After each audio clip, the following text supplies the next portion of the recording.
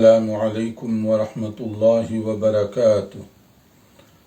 الحمد للہ رب العالمین وصلی اللہ وسلم علی نبینا محمد وعلی آلہ وصحبہ اجمعین ومن تبعہ بإحسان الی یوم الدین، اما بعد۔ محترم بھائیوں اور بہنوں، حدیث کی کتاب جامع الترمذی کے ساتھ آپ کی خدمت میں حاضر ہیں۔ اس وقت ہمارے سامنے اس اہم کتاب کا جو عنوان ہے وہ میل ملاقات وغیرہ کے آداب، اجازت لینے اور دینے کا طریقہ اور عام گھریلو زندگی، اس کے آداب وغیرہ، اس سلسلے میں بہت ساری باتیں بتائی گئی ہیں۔ الحمدللہ حدیث پڑھنے کا یہ فائدہ ہے کہ ہم زندگی کے جہاں بڑے مسائل سے واقف ہو سکتے ہیں، وہیں پر روز مرہ کام آنے والی جو زندگی کی عام سی چیزیں ہیں، جس کو ہم کہتے ہیں چھوٹی موٹی باتیں، اس سے بھی ہم واقف ہو سکتے ہیں۔ اور مسلمان ہونے کے لیے ضروری ہے کہ ہم روز مرہ زندگی میں بھی سنت کے مطابق اپنے اعمال، اپنی عادات اور اپنی روٹین کو انجام دیں۔ یہ نہیں ہو سکتا کہ ہم بڑے مسائل میں بات کریں تو سنت کا حوالہ دیں اور گھریلو زندگی، یومیہ زندگی، ڈیلی لائف وہ ہماری قرآن و سنت کی تعلیمات سے خالی ہو، یا ہم دوسروں کے متعلق گفتگو کریں تو قرآن و سنت کا حوالہ دیں اور پھر اپنی جو زندگی ہے وہ قرآن و سنت سے خالی ہو۔ یہ نہیں ہے۔ انفرادی طور پر فیملی لائف، روز مرہ کی جو زندگی ہے وہ بھی اسی طرح قرآن و سنت کے مطابق بسر ہونی چاہیے، جیسے ہم بڑے مسائل میں توقع رکھتے ہیں کہ فلاں حکمران، فلاں حکومت، فلاں جگہ وہ اسلامی آداب پر عمل کیوں نہیں کرتے۔ تو اس کا صحیح طریقہ یہ ہے کہ میں اور آپ یہ سوال اپنے آپ سے بھی پہلے کریں کہ ہم قرآن و سنت کے مطابق زندگی کیوں نہیں بسر کرتے، یا اگر ہمیں بہت سارے لوگ ایسے ہیں جنہیں عام جو مسائل ہیں ان سے واقفیت تک نہیں ہے۔ تو اس کتاب میں ترمذی میں جو ایک بہت اہم عنوان ہے، سلام کو عام کرنا، یعنی میل ملاقات کے لیے سب سے پہلی جو بات بتائی گئی وہ سلام محبت کو، پیغام محبت کو عام کیا جائے۔ رسول اکرم صلی اللہ علیہ وسلم مدینہ منورہ تشریف لے آئے تو آپ نے وہاں آنے کے بعد جو خصوصی باتیں فرمائی ان میں سے ایک سلام کے بارے میں بھی تھی۔ ایھا الناس افشوا السلام واطعموا الطعام وصلوا باللیل والناس نیام تدخلوا الجنۃ بسلام، کہ لوگو تم سلام کو عام کرو۔ ایھا الناس افشوا السلام واطعموا الطعام وصلوا الارحام وصلوا باللیل والناس نیام تدخلوا الجنۃ بسلام۔ چار باتیں خاص طور پر آپ نے ذکر فرمائی کہ اس پر اگر تم عمل کرو گے تو کامیابی پاؤ گے۔ اس میں سے ایک اور پہلی چیز کہ سلام کو عام کرو۔ السلام علی من عرفت ومن لم تعرف، جسے تم جانتے ہو ذاتی طور پر اسے بھی سلام کرو، اور جسے تم ذاتی طور پر نہیں جانتے لیکن سلام اسے بھی کرنا چاہیے۔ یہ نہیں ہے کہ اپنے دوست ہیں، اپنے رشتہ دار ہیں، اس کو آپ سلام کر دیں اور تیسرا مسلمان وہاں ٹھہرا ہوا ہے آپ اس کو سلام تک نہ کریں۔ سلام یہ سب کے لیے ہے، جسے ہم جانتے ہیں، جس سے تعلقات ہیں، اور جسے ہم ذاتی طور پر نہیں جانتے مگر اگر وہ مسلمان ہے تو السلام علیکم کہنے میں کتنی دیر لگتی ہے، لیکن اس کے کئی اعتبار سے فائدے ہیں۔ ایک تو فائدہ یہ ہے کہ سنت پر عمل ہے، دوسرا یہ ہے کہ اس کا ثواب ہے، تیسرا یہ کہ ہماری طرف سے اس کے لیے ایک دعائے خیر ہے، پیغام محبت ہے، کیونکہ سلام دراصل ہے کیا چیز؟ یہ دعا ہے۔ یہ ہماری طرف سے اس بھائی کے لیے دعا ہے کہ اللہ کی سلامتی، رحمتیں اور برکتیں تم پر نازل ہوں، اور وہ بھی جب جواب دے گا تو اسی انداز سے وہ بھی ہمارے لیے دعا کرے گا۔ تو ہمارا جو گریٹنگ کا انداز ہے مسلمانوں کا ایک دوسرے کے ساتھ گفتگو کے آغاز میں، تو دعائیہ کلمات کے ذریعے سے ادھر سے بھی دعا ہو رہی ہے اس آدمی کے لیے کہ اللہ کی سلامتی، رحمتیں اور برکتیں تم پر نازل ہوں، اور وہ بھی جواب میں ہمارے لیے دعا کر رہا ہے کہ تم پر بھی یہ سب چیزیں اللہ تعالیٰ کی طرف سے نازل ہوں۔ تو اس کے لیے دیکھیے ایک اور فائدہ بھی بتایا گیا، جہاں یہ دعا ہے ایک دوسرے کے لیے تو وہ ہمارے لیے اجر و ثواب میں اضافے کا سبب بھی بن رہا ہے۔ یعنی اگر ہم کسی کو سلام کرتے ہیں تو اپنا ثواب ہو رہا ہے اس میں۔ جیسے ایک مرتبہ نبی صلی اللہ علیہ وسلم نے فرمایا ان رجلا جاء الى النبی صلی اللہ علیہ وسلم فقال السلام علیکم، ایک صاحب تشریف لے آئے نبی کریم صلی اللہ علیہ وسلم کی مجلس میں، تو انہوں نے السلام علیکم کہا۔ قال النبی صلی اللہ علیہ وسلم 10 نیکیاں اس کو ملی۔ پھر اس کے بعد میں یہ ہوا کہ ایک اور صاحب آئے، انہوں نے کہا السلام علیکم ورحمۃ اللہ، تھوڑا سا اضافہ کیا، تو رسول اکرم صلی اللہ علیہ وسلم نے فرمایا فقال النبی صلی اللہ علیہ وسلم 20 نیکیاں اس کو ملی۔ پھر تھوڑی دیر بعد ایک اور صاحب تشریف لائے، تو انہوں نے کہا السلام علیکم ورحمۃ اللہ وبرکاتہ، تو نبی کریم صلی اللہ علیہ وسلم نے فرمایا 30 کہ 30 نیکیاں اس کو ملی۔ اب آپ دیکھیے، سلام جہاں پیغام محبت ہے، دعائیہ جملوں کا تبادلہ ہے، وہاں اپنے لیے کتنا اجر و ثواب آدمی پا رہا ہے۔ اگر کوئی السلام علیکم کہہ رہا ہے تو 10 نیکیاں کم سے کم اس کو محفوظ ہوگی۔ کوئی السلام علیکم ورحمۃ اللہ کہہ رہا ہے تو اس کے لیے 20 ہیں، اور وہ برکاتہ کا اضافہ کر رہا ہے تو اس کے لیے 30 نیکیاں۔ اور اگر جواب بھی اسی انداز سے دیا جائے جیسے قرآن مجید کا حکم ہے وَإِذَا حُيِّيتُم بِتَحِيَّةٍ فَحَيُّوا بِأَحْسَنَ مِنْهَا أَوْ رُدُّوهَا، اگر کوئی تمہیں سلام کرے تو منیمم کم سے کم یہ تقاضا ہے کہ آپ جواب بھی اسی انداز سے دے دیں، السلام علیکم وعلیکم السلام، یہ کم سے کم۔ لیکن اگر کوئی آدمی السلام علیکم کہتا ہے، سننے والا وعلیکم السلام ورحمۃ اللہ کہے، تو وہ ایک اضافی عمل کر رہا ہے جو کہ اس کے لیے باعث اجر و ثواب ہے۔ یعنی نبی کریم صلی اللہ علیہ وسلم نے سلام کرنے کا یہ فائدہ بتایا کہ اس سے اگر آدمی پورا سلام کرے گا تو 30 نیکیاں اس کو ملیں گی، اور اگر وہ صرف مختصر سلام کرتا ہے تو کم سے کم 10 نیکیاں تو اس کی محفوظ ہو گئی۔ تو سلام دلوں کی کدورت کو دور کرنے کا ذریعہ، پیغام محبت، اور اسی طرح سے اپنے لیے باعث ثواب۔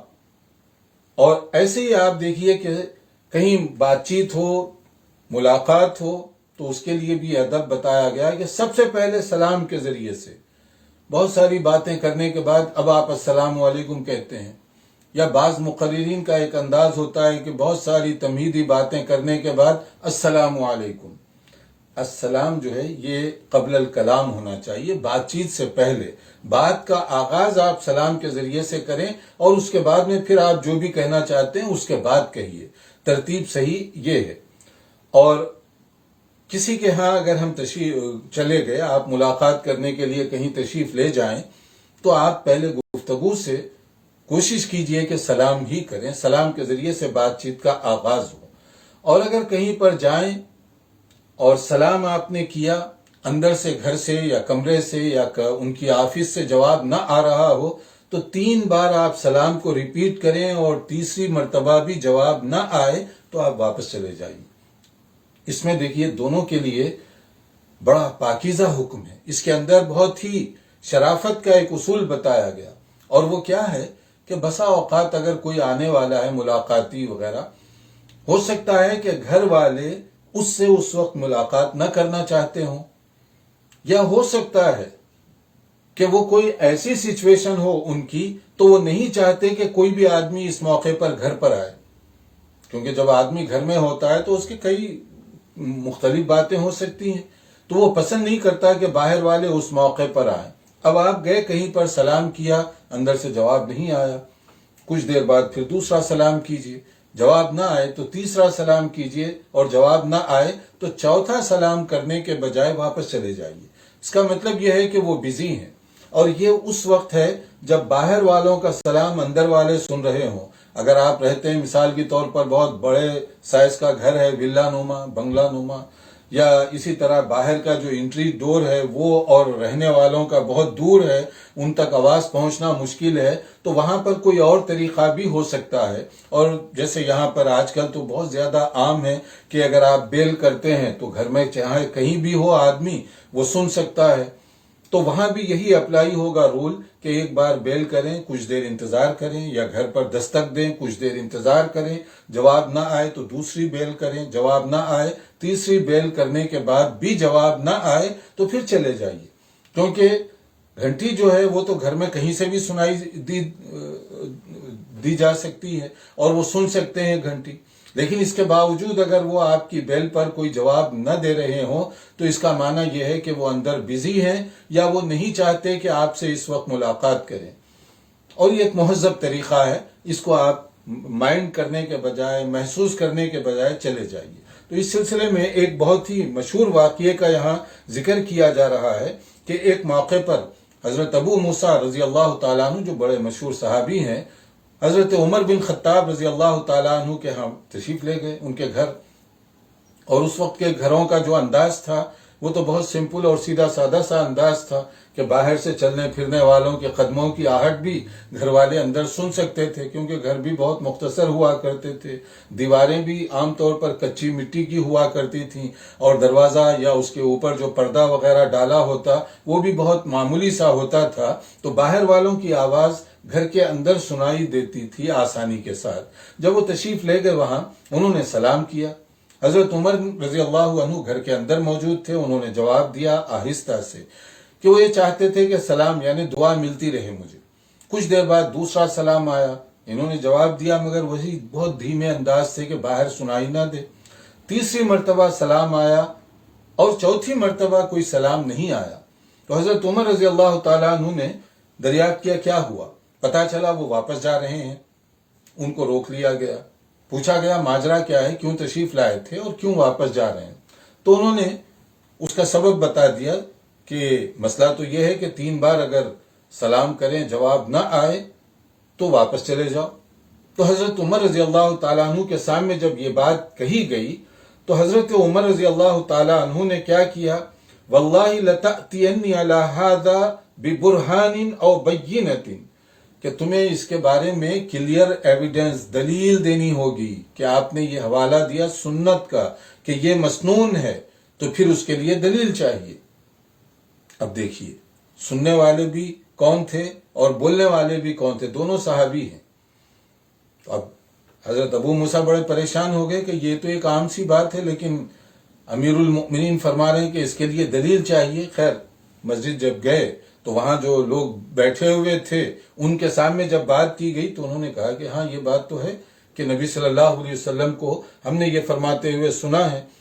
تو اس کے بعد میں حضرت عمر رضی اللہ تعالی عنہ نے ایک بات یہاں پر یہ کہی کہ مجھے آپ کی صداقت پر، آپ کی امانت داری پر کوئی شک و شبہ نہیں، مگر جب بھی کوئی آدمی سنت کا حوالہ دے تو وہ کلیئر ہونا چاہیے، ایسا نہ ہو کہ بعد میں آنے والوں کے لیے سنت وہ ایسے ہی تکیہ کلام کے طور پر استعمال کرنا شروع کر دیں، ان کے پاس اس کی معلومات بھی نہ ہو، دلیل بھی نہ ہو۔ تو جب بھی آدمی سنت کا یا نبی صلی اللہ علیہ وسلم کے حوالے سے کوئی بات کرے تو وہ پہلے میک شور کر لے، کنفرم کر لے کہ واقعی نبی کریم صلی اللہ علیہ وسلم نے یہ بات کہی ہے، کہ سنت کی طرف کوئی غلط بات منسوب نہ ہونے پائے، یعنی احتیاط۔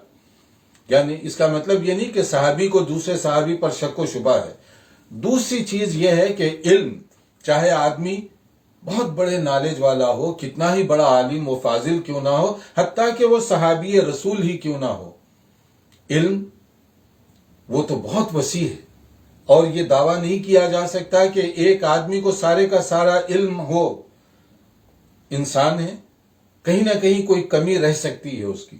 یہ جب واقعہ ہم عام طور پر بیان کرتے ہیں تو یہاں حضرت عمر بن خطاب رضی اللہ عنہ کی عظمت، شرافت اور ان کی جو بڑائی ہے وہ چھلک کر سامنے آتی ہے، اسی کا ذکر کیا جاتا ہے کہ دیکھو صحابی رسول، خلیفہ ثانی اور مقام و مرتبے کے لحاظ سے کتنا بلند ان کا مقام ہے، مگر اس کے باوجود ایک چھوٹے سے مسئلے میں وہ صاف طور پر کہتے ہیں ما کنت علمت بہذا، کہ اس کا مجھے علم نہیں تھا۔ یہ کوئی معمولی بات نہیں ہے، لا اعلم لا ادری واللہ اعلم، کہ مجھے اس کا علم نہیں ہے، میں نہیں جانتا، یہ کہنا صحابہ کرام کا طریقہ ہے۔ دین کے مسئلے میں کہیں کوئی معمولی سا شک و شبہ ہوتا تو وہ عام طور پر کہہ دیا کرتے تھے مجھے اس کے بارے میں معلوم نہیں ہے، میں پوچھ کر بتاؤں گا، تحقیق کروں گا، دوسروں سے معلومات کروں گا۔ اس کو اپنی کسر شان نہیں سمجھتے تھے، انسلٹ نہیں سمجھتے تھے۔ اور آج کل اس کے بالکل برعکس ہے معاملہ، کیونکہ ہم دین سے دور ہیں نا، تو بناوٹ زیادہ آ گئی زندگی میں۔ تو اس کے لیے کیا ہے، آدمی کو معلوم نہ بھی ہو پھر بھی وہ زبان کھولے گا، پھر بھی وہ کچھ کہنے کی کوشش کرے گا۔ جن لوگوں کو سننا چاہیے وہ سننے سے زیادہ بولنے کی کوشش کرتے ہیں، جن کو سمجھنا چاہیے وہ سمجھنے سے پہلے دوسروں کو سمجھانے کی کوشش کرتے ہیں، جبکہ انہیں خود نہیں معلوم۔ کیونکہ دین سے دوری کا یہ نتیجہ نکلا کہ آدمی نادان ہوتے ہوئے بھی عالم بننے کی کوشش کرتا ہے، فقیہ اور مفتی بننے کی کوشش کرتا ہے، جبکہ اسے اس مسئلے میں جو پوچھا گیا نہیں معلوم۔ تو لا اعلم کہنا یہ کسر شان کہتے ہیں، کہ سمجھتے ہیں لوگ۔ دیکھیے حضرت عمر کا مقام و مرتبہ رضی اللہ تعالیٰ عنہ، انہوں نے کیسا نمونہ قائم کیا۔ اگر وہ نہ بھی کہتے، ہمیں کیا پتا کہ ان کو مسئلہ معلوم تھا یا وہ میک شور کرنے کے لیے انہوں نے یہ پوچھا تھا، مگر صاف کہہ رہے مجھے نہیں معلوم تھا۔ تو حضرت عمر کی عظمت اس سے معلوم ہوتی ہے۔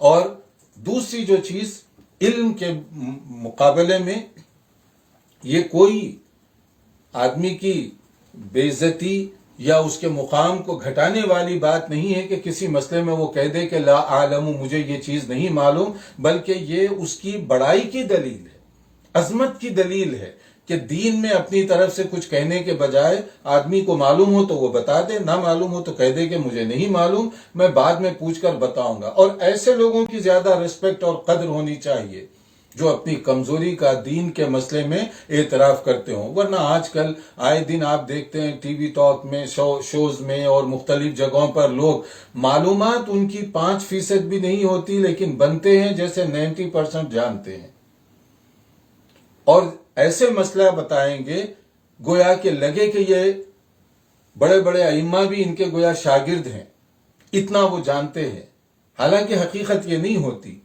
کیونکہ ماحول اور سماج کچھ ایسا بن گیا کہ کوئی کہہ دے کہ مجھے نہیں معلوم تو لوگ سمجھیں گے کہ پھر یہ نادان ہے، تو اسی لیے لوگوں کو پھر دوسرا رویہ اختیار کرنا پڑتا ہے۔ بہرکیف اس میں ایک اور بات بھی ہے کہ بعض اوقات لوگ جب یہ واقعہ بیان کرتے ہیں، حضرت عمر بن خطاب رضی اللہ عنہ، صحابی کبیر، خلیفہ، اور مقام و مرتبے کے لحاظ سے جو کچھ حضرت عمر کا مقام ہے اپنے سامنے، یہ واقعہ جہاں ان کی عظمت اور بڑائی کی دلیل ہے، اس کو لوگ اس انداز سے بیان بھی کرتے ہیں، اور ہے بھی یہ بات الحمدللہ، مگر ہمارے اندر آتے آتے شخصیت پرستی اتنی آ گئی کہ اس کے اندر غلو پیدا ہو گیا۔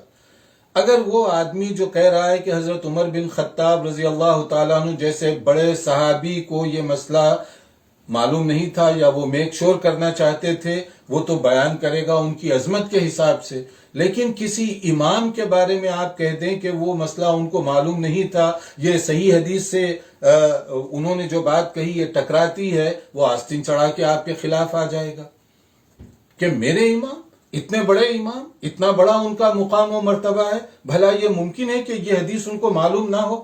حضرت عمر کو نہ معلوم ہو یہ تو آپ قبول کر لیتے ہیں، لیکن اس کے بعد آنے والے کسی امام کو، کسی فقیہ کو ان کے بارے میں کہا جائے کہ شاید ان تک یہ حدیث نہیں پہنچی، تو اس لیے انہوں نے جو مسئلہ بتایا صحیح حدیث کے خلاف ہے، تو ہونا چاہیے الحمدللہ مجھے صحیح مسئلہ مل گیا، صحیح حدیث مل گئی، اس کو قبول کرنا چاہیے۔ اس کے بجائے وہاں غصے میں آ جاتے ہیں لوگ۔ یہ ہے شخصیت پرستی، یہ ہے غلو، مبالغہ آمیزی کسی بھی آدمی کے بارے میں، امام کے بارے میں، شخصیت کے بارے میں۔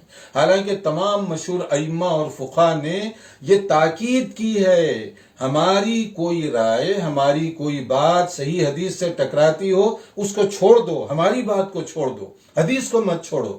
مگر ہمارا طریقہ کیا ہے؟ ایک نہیں کئی حدیثوں کو چھوڑ دیں گے، مگر ایمان کی بات، کلچرل بات جو ہمارے ماحول میں رائج ہو گئی ہے اس کو چھوڑنے کے لیے ہم آمادہ نہیں ہوتے۔ یہ ہے شخصیت پرستی، اور یہی چیز غلط۔ اور لوگ کہیں گے کہ کیا یہ اگر حدیث ہوتی تو کیا یہ امام کو نہیں معلوم ہوتی؟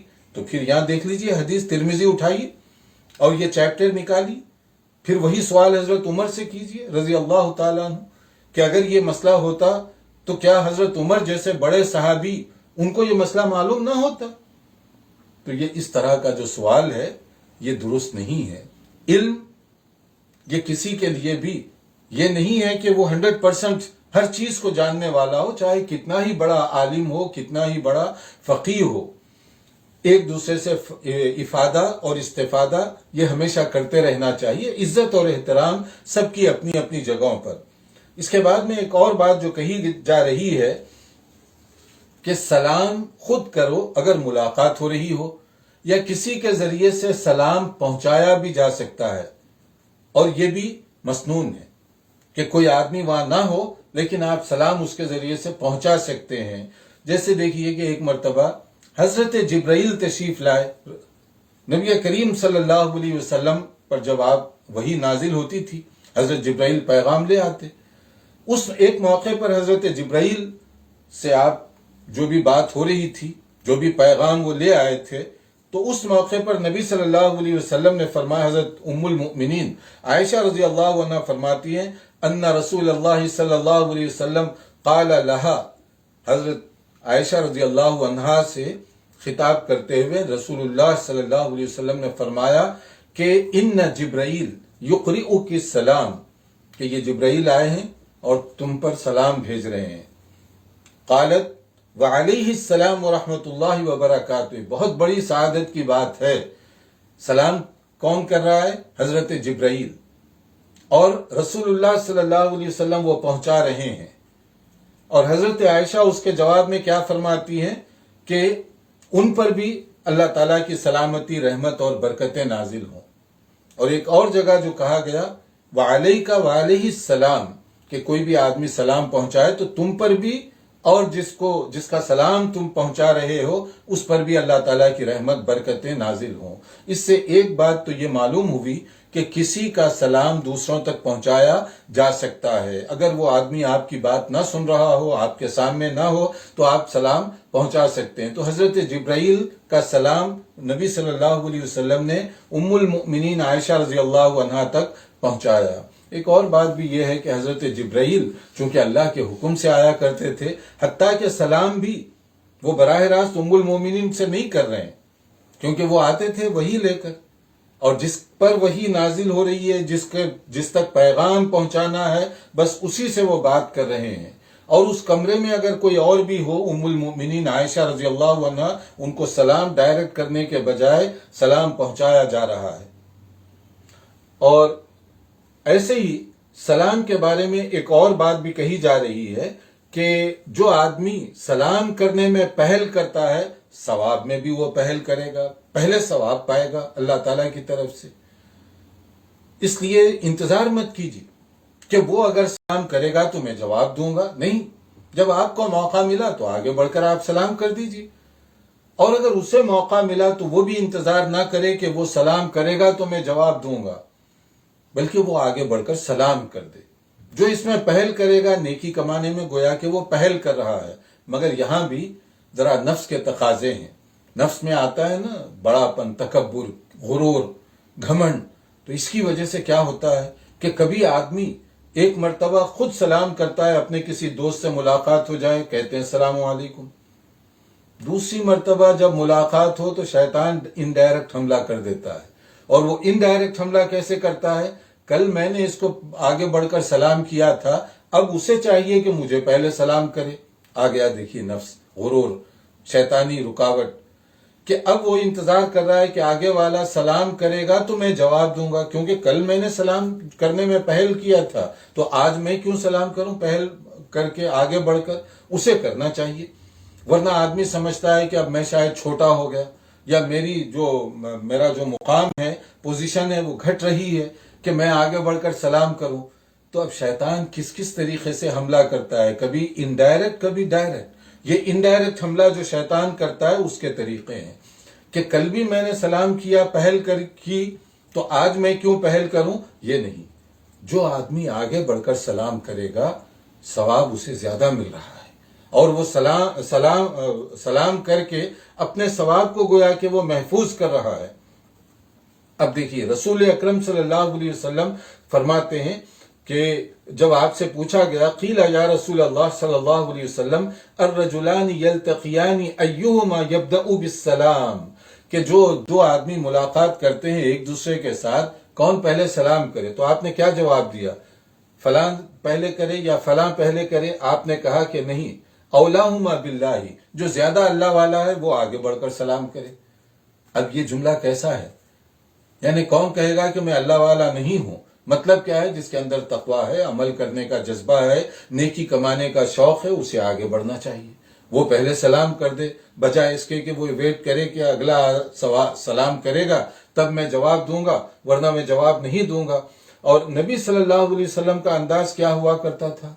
کبھی کبھی تو آپ گزرتے اور بچے، جیسے محلے کے بچے آپس میں کھیلتے کودتے رہتے ہیں، بچوں کو دیکھ کر ہمارے نبی پہلے سلام کر دیا کرتے تھے۔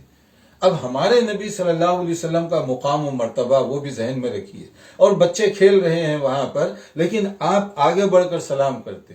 اب یہ پیار بھرا انداز، لاڑ و پیار اور شفقت و محبت کا انداز کچھ ایسا ہوتا بچوں کے لیے کہ جب کبھی دوبارہ بچے دیکھتے آپ کو دور سے تو بچے آگے بڑھ کر جو ہے سلام کیا کرتے تھے۔ یعنی نبی صلی اللہ علیہ وسلم سے محبت کا ایک والہانہ انداز ہوتا تھا بچوں کو، کہ بچوں کو یعنی ڈرا کر دور کرنے والا انداز نہیں، بلکہ محبت اور لاڑ کے ذریعے سے اس طرح شفقت فرمایا کرتے تھے کہ بچے آپ کو دیکھ کر جیسے مقناطیسی قوت ہے ایسے دوڑ کر آیا کرتے تھے، اور خود بچے آگے بڑھ کر سلام کرنے کی کوشش کرتے۔ ایک موقع پر ایسے ہوا کہ حضرت انس رضی اللہ تعالیٰ عنہ گزر رہے تھے۔ اب حضرت انس خادم خاص ہیں رسول اللہ صلی اللہ علیہ وسلم کے، تو وہ گزر رہے تھے، تو اس موقع پر انہوں نے دیکھا بچے وہاں پر بیٹھے ہوئے ہیں، کھیل کود رہے ہوں گے، تو حضرت انس جیسے بڑے صحابی، نبی صلی اللہ علیہ وسلم کے خادم خاص، وہ آگے بڑھ کر سلام کیے۔ اب دیکھنے والوں کو جو ہے تھوڑا تعجب ہوا، اتنے بڑے صحابی، اتنا بڑا مقام و مرتبہ، اور بچوں کو آگے بڑھ کر سلام کر رہے ہیں۔ تو انہوں نے کیا کہا کہ قال انس كنت مع رسول اللہ صلی اللہ علیہ وسلم فمر على صبیان فسلم علیہم۔ ایک موقع پر میں رسول اللہ صلی اللہ علیہ وسلم کے ساتھ جا رہا تھا، بچوں پر سے گزر ہوا تو میں نے دیکھا کہ رسول اللہ صلی اللہ علیہ وسلم آگے بڑھ کر سلام کر رہے تھے، تو میں نے اسی سنت پر عمل کیا ہے۔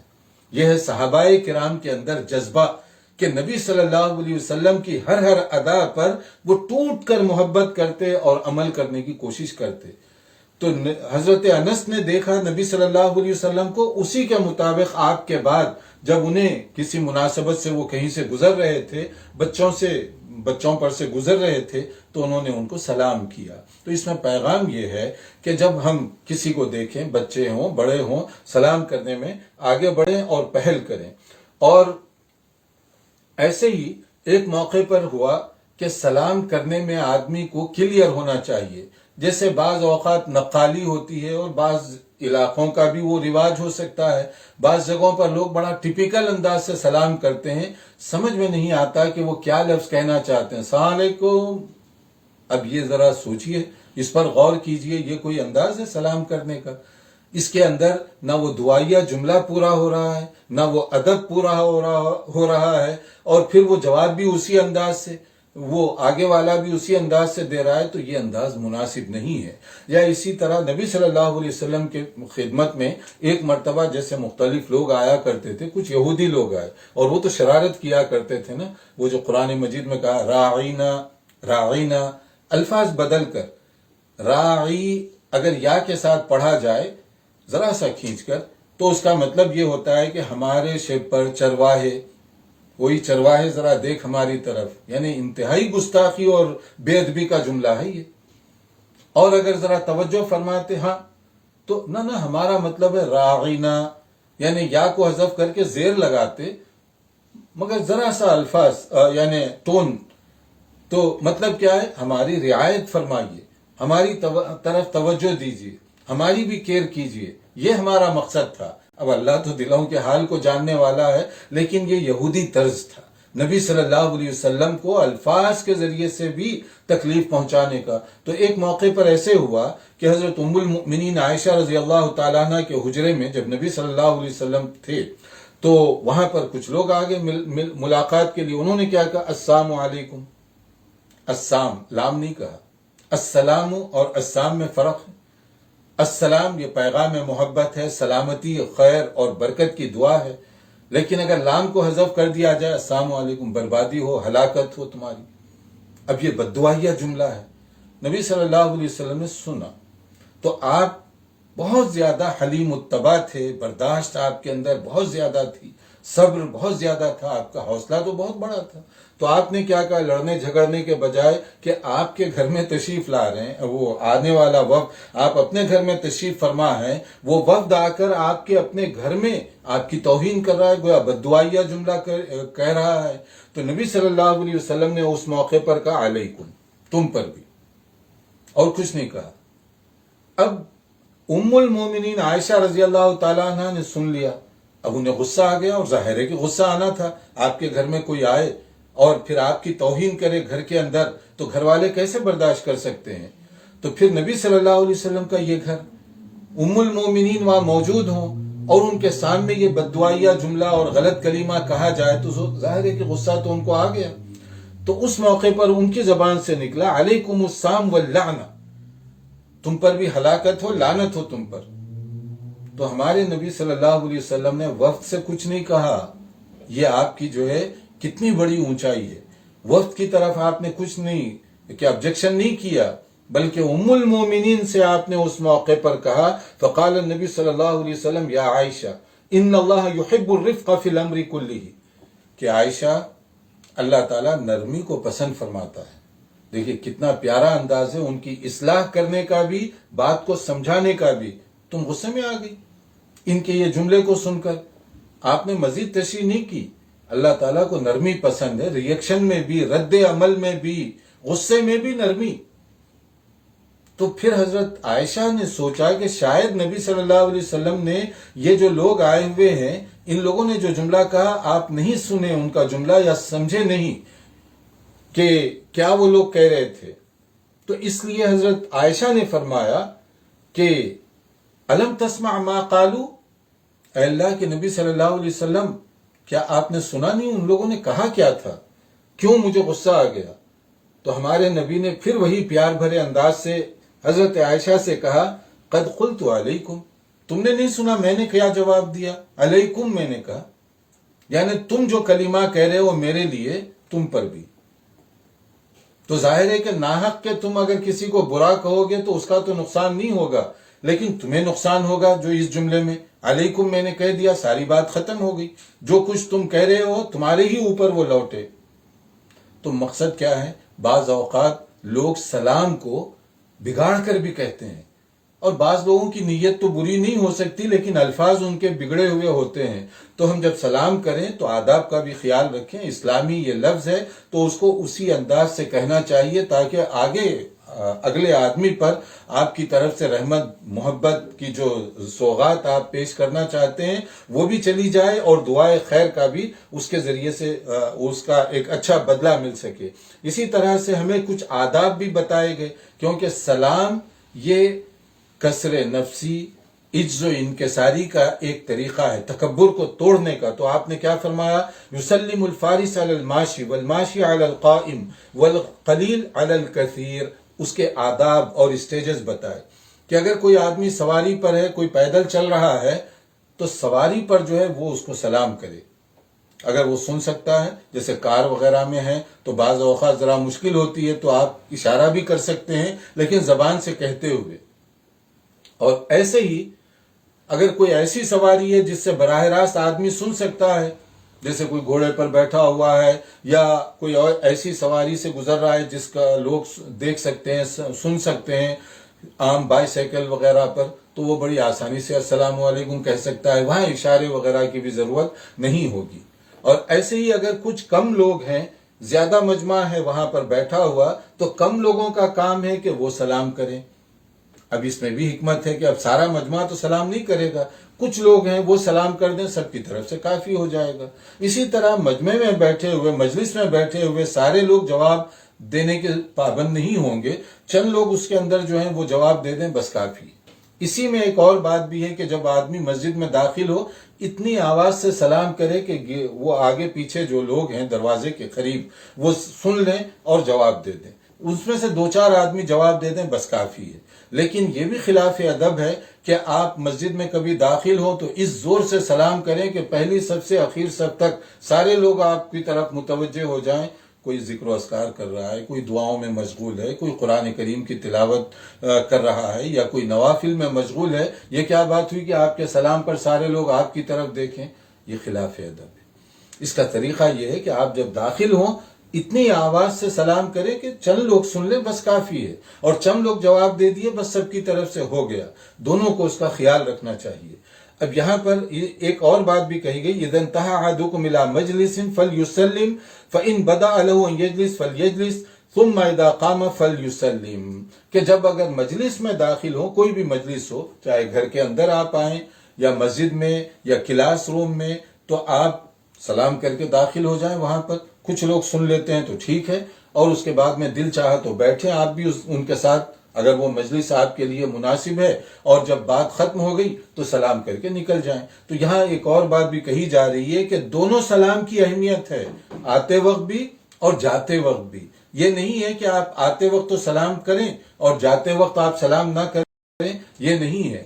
دونوں ثواب کا باعث بننے والے ہیں، اور دونوں کے لیے ضروری ہے آتے وقت بھی سلام کر کے، اور مجلس جب ختم ہو جائے یا آپ پہلے ہی واپس جانا چاہتے ہیں تو سلام کر دیں. اور وہ بھی اس طرح کہ جیسے اگر آپ آہستہ سے سلام کر دیں گے تو اس کا دونوں فائدے ہیں. ایک تو سنت پر عمل ہو جائے گا، دوسرے جو لوگ مجلس میں بیٹھے ہوئے ہیں انہیں معلوم ہو جائے گا اشارہ کہ آپ واپس جا رہے ہیں، آپ واپس نہیں آئیں گے، آپ جا رہے ہیں مجلس چھوڑ کر، اسی لیے آپ سلام کر کے جا رہے ہیں. تو اس میں دونوں کے لیے فائدے کا پہلو بتایا گیا. اسی طرح جب گھر میں داخل ہو اور ایسا ڈور ہو کہ باہر والوں کی آواز گھر کے اندر پہنچ سکتی ہو، اجازت لینے کا یہ بھی طریقہ بتایا گیا، السلام علیکم کہہ دیں. مگر وہاں ایک اور بات بھی کہی گئی، تاک جھانک کرنا منع ہے، کہ اگر آپ دیکھیں کہ وہ دروازے سے یا ونڈو سے اندر جھانکنے کی کوشش کریں تو یہ چیز انتہائی غلط ہے. یعنی مطلب یہ کہ غیر مہذب انداز بھی ہے اور غیر مسنون طریقہ بھی ہے. نبی صلی اللہ علیہ وسلم نے فرمایا انما جعل الاستئذان من اجل البصر، کہ اجازت کا مقصد ہی یہ ہے کہ آپ اچانک پڑنے والی نظر سے اس کو بھی محفوظ رکھیں، آپ بھی محفوظ رہیں، یعنی گھر والے بھی محفوظ رہیں. مطلب کیا ہے، اگر چھوٹا گھر ہے، ایک ہی کمرہ ہے مثلا، اب آپ جا کر ونڈو سے دیکھ رہے ہیں تو یہ پردے والی بات تو نہیں ہوئی، اور یہ بہت گھٹیا حرکت ہے کہ گھر کے اندر اس طرح جھانکنے کی آپ کوشش کریں. تو ناک کرنا یا بیل کرنا یا سلام کرنے کا بنیادی مقصد یہ ہے کہ گھر والوں کو اشارہ مل جائے کہ کوئی آ رہا ہے. تو اس موقع پر وہ اگر ملنا چاہتے ہیں تب بھی، نہ ملنا چاہیں تب بھی جو بھی انتظام ہے وہ کر لیں. اب تاک جھانک کرنا یہ چیز بالکل غیر مناسب سی ہے. لیکن بعض اوقات دیکھا گیا کہ بعض لوگ جو ہے یہ بہت ہی غیر مہذب قسم کا انداز ہے، ڈور سے اندر جھانکنا شروع کر دیتے ہیں، ونڈو سے اندر جھانکنا شروع کر دیتے ہیں. تو یہ ساری چیزیں جو ہے غیر شریفانہ ہیں. تو حدیث میں اس سے بہت سختی کے ساتھ نبی صلی اللہ علیہ وسلم نے منع فرمایا. اور ایسے ہی دیکھیے ایک اور بات جو کہی جا رہی ہے کہ غیر جو مختلف جگہوں پر خط و کتابت وغیرہ ہو، اس میں انکلوڈنگ غیر مسلم، تو اس کا بھی کچھ ادب بتایا گیا، اس کا بھی ایک طریقہ بتایا گیا. یعنی اس کو تو ایک چیپٹر، ایک عنوان دیا گیا ہے امام ترمذی رحمۃ اللہ علیہ نے کہ باب فی مکاتبۃ المشرکین، مشرکین سے خط و کتابت، کرسپونڈنگ وغیرہ جو ہو تو کیا اس میں سلام کر سکتے ہیں؟ کر سکتے ہیں. اس میں دیکھیے کہ نبی صلی اللہ علیہ وسلم جو مختلف لوگوں کو اپنے خطوط وغیرہ بھیجا کرتے تھے، اس کے اندر کیا ہوتا تھا کہ آپ جو ہے نا اس کا طریقہ جو بتایا گیا کہ مثلا ایک خط جب آپ نے بھیجا تو اس میں کیا تھا، ثم دعا بکتاب رسول اللہ صلی اللہ علیہ وسلم فقرئ فاذا فیہ، کہ ہرقل کے دربار میں جب آپ کا خط آیا، نامہ، گرامی نامہ، تو جب وہ پڑھا گیا تو اس میں کیا تھا، فاذا فیہ بسم اللہ الرحمن الرحیم. حالانکہ وہ غیر مسلم ہے لیکن آپ کا لیٹر شروع ہو رہا ہے کس طرح، بسم اللہ الرحمن الرحیم. پھر اس کے بعد من محمد عبد اللہ و رسولی الی ہرقل عظیم الروم، کہ یہ جو خط ہے محمد جو اللہ کے بندے اور رسول ہیں، پیغام بھی مل گیا پہلی لائن میں کہ یہ لیٹر فرام کس کی طرف سے ہے، محمد کی طرف سے. کون محمد؟ جو اللہ کے بندے ہیں اپنی پوزیشن، پھر رسول اللہ ہیں صلی اللہ علیہ وآلہ وسلم. تو اس کے بعد پھر آپ نے اس میں لکھا کہ یہ کس کی طرف ہے؟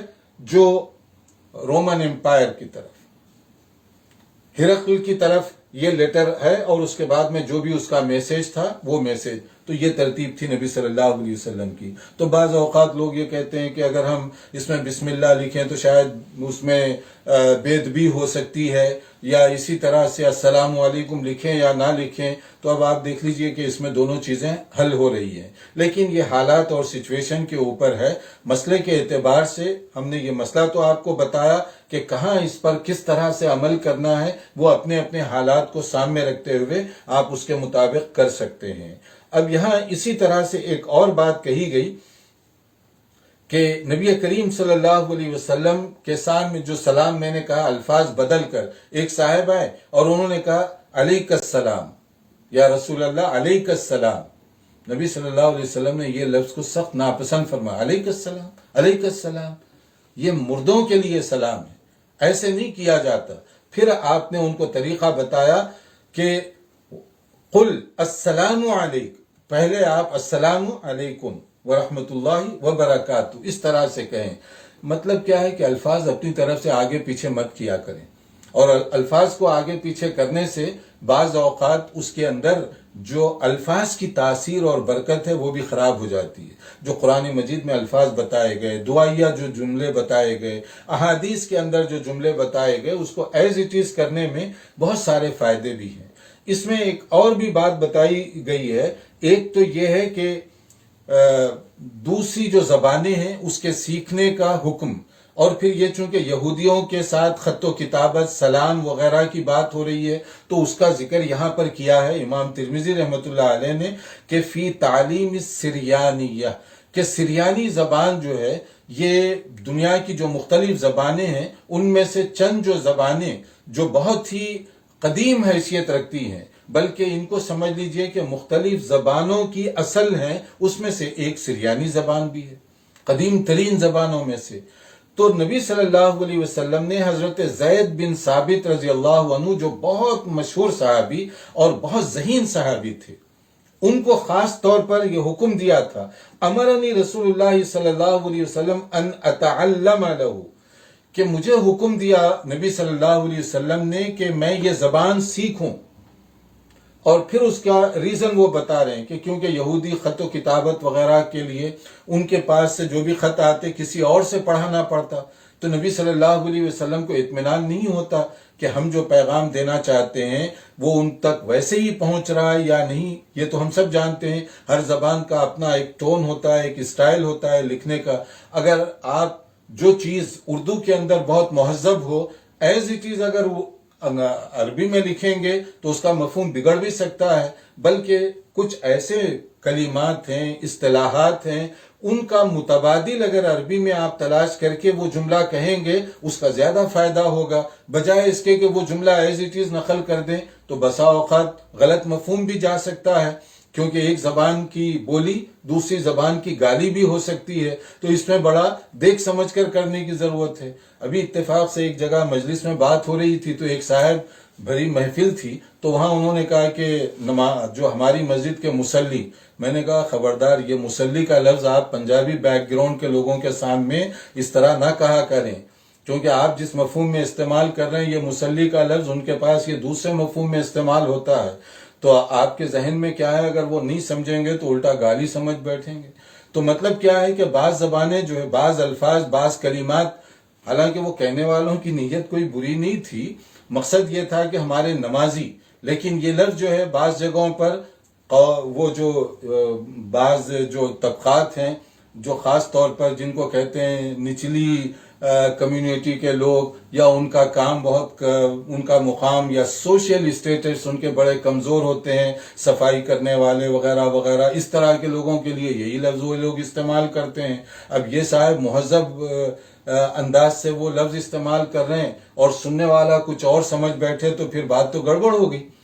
تو مقصد کیا ہے کہ بعض الفاظ اور بعض کلمات ہر زبان میں ایک مخصوص پس منظر رکھتے ہیں، اسی لیے وہ زبان سیکھنا بہت ضروری ہے تاکہ اس کا جو مفہوم ہے صحیح متعین کرنے میں آسانی ہو۔ تو نبی صلی اللہ علیہ وسلم نے سریانی زبان سیکھنے کے لیے ان کو ان کی ڈیوٹی لگائی، اور وہ اتنے ایکسپرٹ نکلے کہ ماشاءاللہ وہ صرف جیسے وہ کہتے ہیں فما مرہ بھی نصف شہر، یعنی within 2 weeks، 2 ہفتے بھی پورے نہیں ہوئے، within 2 weeks میں وہ زبان میں ماہر بن گیا، حتی تعلمتہ لہو، کہ وہ زبان میں سیکھ گیا، اور اس کے اندر میں خط و کتابت وغیرہ کرنے، پڑھنے اور آپ کو ٹرانسلیشن کرنے، یہ ساری چیزوں پر کمانڈ حاصل ہو گیا۔ تو اس سے اندازہ کریں کہ وہ کتنے ذہین صحابی تھے، الحمدللہ۔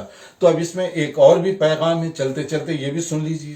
وہ کیا ہے کہ نبی صلی اللہ علیہ وسلم نے ان دنوں میں جس زبان کی عربی کے علاوہ ضرورت محسوس کی، سیکھنے کا حکم دیا۔ اسی جذبے کے تحت اگر کوئی آدمی کوئی اور لینگویج، چاہے انگلش ہو، فرینچ ہو، جرمنی ہو، کوئی بھی زبان ہو، وہ سیکھ رہا ہے تاکہ دین کی بات وہاں تک پہنچے، یہ عین سنت کے مطابق ہو، سنت پر عمل کرنے کی حیثیت ہوگی اس کا ثواب بھی ملے گا، اس کی افادیت بھی ہوگی۔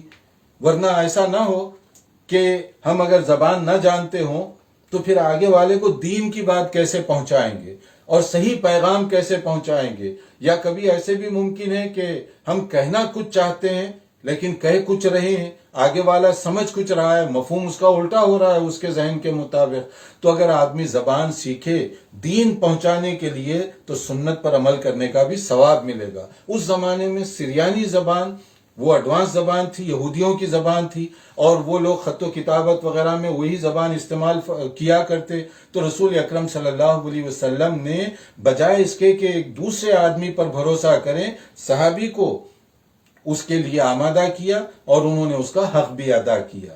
اور ایسے ہی دو مسلمان جب آپس میں ملتے ہیں، جیسے اس کے اندر ایک اور بات بھی کہی گئی کہ اگر وہ آپس میں ملاقات ہوتی، سلام کرتے اور مجلس سے آگے پیچھے ہو جاتے، پھر اس کے تھوڑی دیر بعد اگر واپس ملاقات دوبارہ ہوتی، پھر بھی وہ سلام کیا کرتے تھے۔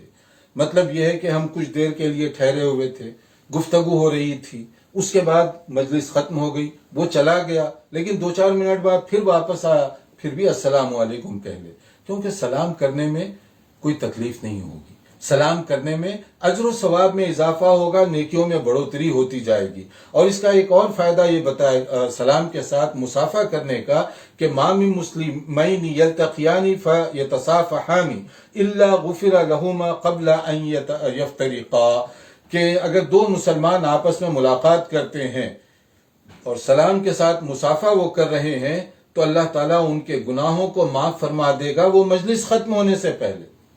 دیکھیے کتنا بڑا فائدہ ہے سلام کر کے مصافحہ کرنے کا۔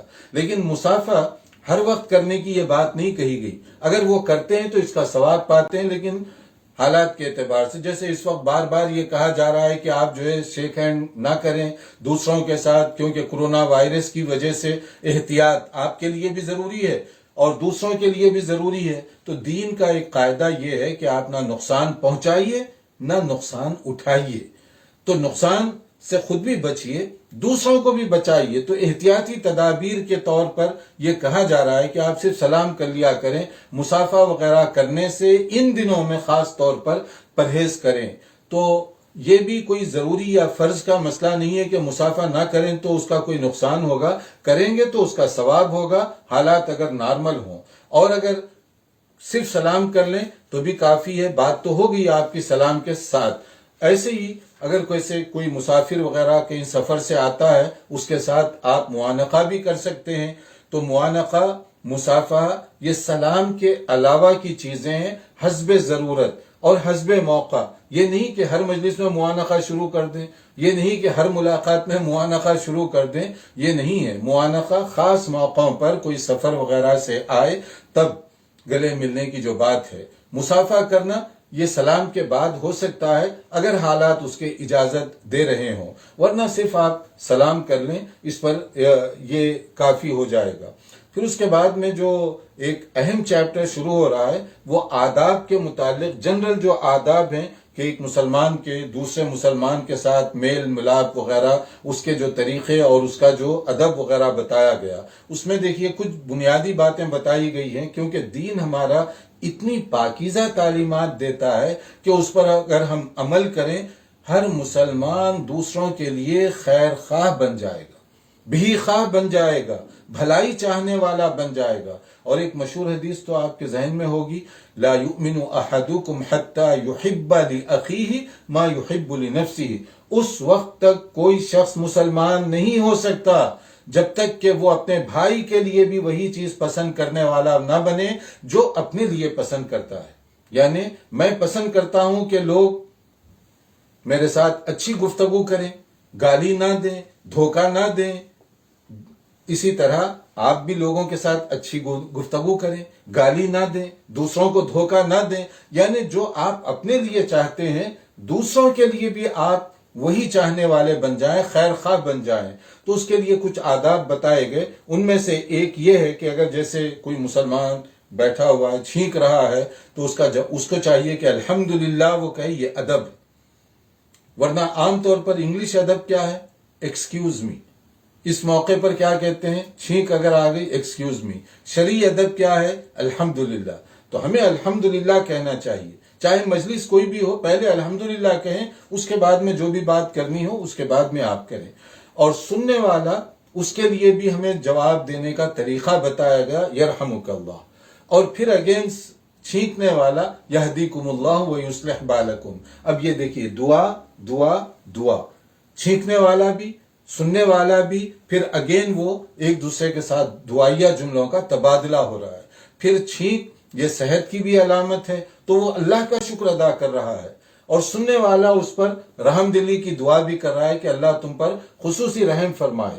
تو اس لیے جیسے اس میں جو الفاظ بھی بتائے گئے، الحمدللہ، یرحمک اللہ، اسی طرح کہنا چاہیے۔ ایک موقع پر ایسے ہوا، حضرت عمر بن خطاب، حضرت عبداللہ ابن عمر رضی اللہ عنہما، تو ان کے سامنے کسی نے چھینکا، تو اب اس کے بعد میں اس نے کیا کہا؟ الحمدللہ والسلام علی رسول اللہ۔ ذرا غور کریں اس حدیث پر، الحمدللہ والسلام علی رسول اللہ کہا چھینک کر۔ تو حضرت عبداللہ ابن عمر نے یہ نہیں کہا کہ تم نے اچھا جملہ کہا، کیونکہ اللہ کی تعریف ہو رہی ہے نا، لیکن صحابی رسول تھے، ایک لفظ کے آگے پیچھے کو برداشت نہیں کر سکتے تھے۔ حضرت عبداللہ ابن عمر نے فوری روکا اس کو، اور کیا کہا کہ ہمیں جو بتایا گیا یہاں پر الحمدللہ کہنے کا حکم دیا گیا، علمنا رسول اللہ صلی اللہ علیہ وسلم ان نقول الحمدللہ، ہمیں تو یہ تعلیم دی گئی کہ الحمدللہ کہیں، تم نے والسلام علی رسول اللہ کا اضافہ کیسے کر دیا؟ اور اگر کوئی بیمار ہو تو پھر وہاں پر ایک اور بات بھی ہے، الحمدللہ علی کل حال، یعنی کبھی ہوتا ہے زکام وغیرہ کی وجہ سے آدمی بار بار چھینک رہا ہے، تو یا اسی طرح کبھی آپ دعا کرتے ہیں اس کے لیے شفا کر اللہ، کہ اللہ تعالیٰ تمہیں شفا عطا فرمائے۔ جو بار بار آدمی 3 سے زیادہ مرتبہ چھینک رہا ہے تو اس کا مطلب ہے کہ طبیعت کچھ خراب ہے، تو آپ اس کے لیے دعا کریں۔ یہاں پر پوائنٹ جس پر نظر رکھنی چاہیے، اس آدمی نے صحابی رسول کے سامنے الحمدللہ کے ساتھ والسلام علی رسول اللہ کہا۔ اب آپ سوچئے، نبی صلی اللہ علیہ وسلم پر سلام، صلاۃ و سلام، یہ اچھی چیز ہے یا بری چیز ہے؟ بہت اچھی چیز ہے، مگر کیوں آبجیکشن کیا؟ دعا میں قرآن و سنت کے جو الفاظ بتائے گئے ہیں اس میں اپنی طرف سے حذف و اضافہ نہ کریں، یہ ہے دین کا طریقہ۔ اگر اس کو ہم سمجھ لیں، بہت سی بدعات اور خرافات جو ہمارے ماحول میں رواج پا گئی ہیں وہ خود بخود ختم ہو جائیں گی، کیونکہ بہت سارے لوگوں کو آپ نے دیکھا ہوگا اس میں خرابی کیا ہے۔ مثلا یہ ان سے کہیں کہ بھائی فلاں دن یہ جمعرات کو یہ کام کیوں کرتے ہیں، 11ویں شریف کو یہ کام کیوں کرتے ہیں، مہینے کی 11 تاریخ کو، اور فلاں کو یہ کیوں کرتے ہیں، آگے سے جواب یہی دیتے ہیں، خرابی کیا ہے، خرابی کیا ہے، خرابی کیا ہے، خرابی کیا ہے؟ یہ صحابی رسول سے پوچھ لیجئے۔ والسلام علی رسول اللہ کہا تھا نا اس نے چھینکنے کے بعد، کیوں روکا اس کو؟ خرابی کیا تھی؟ نبی صلی اللہ علیہ وسلم پر صلاۃ و سلام پڑھنے کی تو اہمیت اور فضیلت ہے، مگر ہر جگہ اس کا اپنا ایک مقام ہے، وہیں پر وہ کام کرنا چاہیے۔ رکوع میں قرآن پڑھنا اس کا ثواب نہیں ہوگا، حالانکہ قرآن کی تلاوت بہت اچھی ہے، سجدے میں جا کر اگر آپ قرآن پڑھنا شروع کر دیں گے تو ثواب زیادہ نہیں ملے گا. جہاں جو کام جیسے کرنے کا حکم دیا گیا اسی طرح سے کریں گے تب ثواب ملے گا. اپنی طرف سے حذف و اضافہ کریں گے تو ثواب نہیں بلکہ وہ گناہ ہوگا، دین میں دخل اندازی ہوگی جس کو کسی کے لیے اس کی اجازت نہیں دی گئی. تو حضرت عبداللہ ابن عمر نے اسی لیے اس کو ٹوکا کہ یہاں ہمیں نبی صلی اللہ علیہ وسلم نے جو کلمات سکھائے تم نے اپنی طرف سے اضافہ کر دیا، اس میں یہ اضافہ درست نہیں ہے. یہی ہے دین پر عمل کرنے کا سارا جو طریقہ ہے کہ جو چیز جہاں جیسے بتائی گئی اسی کے مطابق ہمیں عمل کرنا چاہیے. والسلام علیکم ورحمۃ اللہ وبرکاتہ.